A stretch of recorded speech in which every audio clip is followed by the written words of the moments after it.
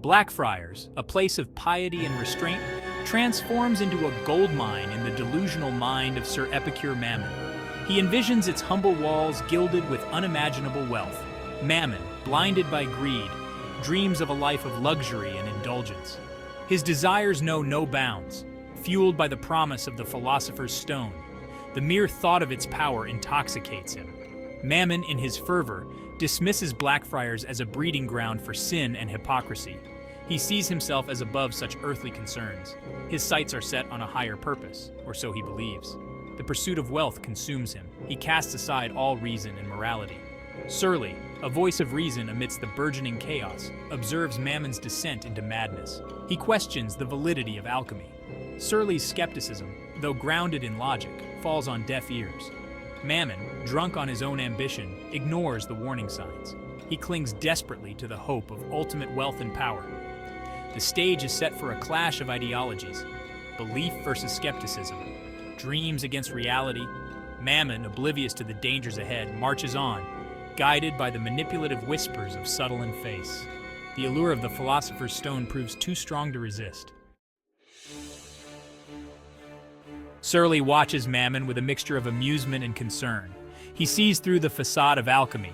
He understands the manipulative tactics employed by those who peddle false hope. Surly represents the voice of reason, a stark contrast to Mammon's blind faith. He questions the very foundation of Mammon's dreams. Alchemy? Surly scoffs.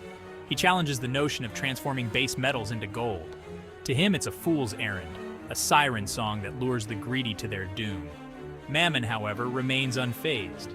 He dismisses Surly's skepticism as ignorance. He believes himself privy to a higher knowledge. Mammon counters Surly's doubts with claims of ancient wisdom and mystical secrets. He speaks of philosophers and alchemists long gone, weaving tales of their successes. He cites obscure texts and cryptic prophecies. His words, though lacking substance, hold a certain allure for the desperate and the greedy. The tension between the two characters thickens. Surly's logic clashes with Mammon's blind faith. The scene is a battleground of ideologies. Can reason penetrate the veil of greed and delusion, or will Mammon fall prey to the charlatans who promise him the impossible? Enter Face, disguised as the alchemist's assistant, Lungs. His arrival injects a sense of urgency into the proceedings. He brings news from the heart of the operation, or so it seems. Face, a master of deception, plays his role with convincing zeal. He feeds Mammon's hopes with carefully constructed lies. Lungs speaks in hushed tones of progress and breakthroughs. He describes the alchemical process in vivid detail. He mentions volatile reactions and mystical transformations. He creates an illusion of danger and excitement. For Mammon, it's like watching a thrilling spectacle unfold. Each word from Lungs reinforces Mammon's belief. He sees the assistant's frantic energy as proof of the Philosopher's Stone's imminent creation. He fails to notice the subtle winks and nods exchanged between Face and Subtle. The trap is closing in, and Mammon, blinded by his own desires, remains oblivious. Surly, ever the observer, watches this charade with growing suspicion. He notices the inconsistencies in Lung's story.